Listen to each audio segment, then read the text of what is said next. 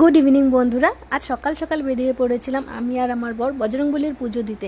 আমরা প্রত্যেক মঙ্গলবার বজরংবলীর পুজো করতে মন্দিরে যাই। প্রথমে আমি পুজো সারলাম, তারপর আমার বর পুজো করছে। পুজো সেরে আসার পথে আমরা একটি বজরংবলীর মূর্তি নিয়ে এসেছিলাম। আমাদের গাড়িতে আগে ছিল, সেটার আঠা উঠে গিয়েছিল, তাই আজ নতুন করে ব্রাহ্মণকে দিয়ে পুজো করিয়ে আবার এনে গাড়িতে লাগাচ্ছে আমার বর। পুজো সেরে আমাদের নিত্য পুজো শুরু করলাম। আজ যেহেতু মঙ্গলবার তাই বিপদনাশিনী পুজো দিলাম।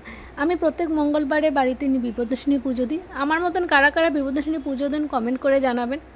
যেহেতু আমাদের বাড়িতে শিব মন্দির আছে, তাই আমি ডেইলি শিব পুজো করি। তারপর গিয়ে আমি শিব পুজো শুরু করলাম। কারা কারা শিব পুজো করতে ভালোবাসেন জানাবেন। শিব পুজো করতে গেছি, আমার মেয়েও সাথে চলে গেছে। আমার মেয়ে গিয়ে শিব ঠাকুরকে জল ঢালবে, সে তো আর পারছে না জল ঢালতে, তাই দূর থেকেই জল ঢালছে। আশা করি আজকের ভিডিওটা আপনাদের ভালো লাগবে। কার কেমন লেগেছে কমেন্ট করে জানাবেন। ধন্যবাদ বন্ধুগণ।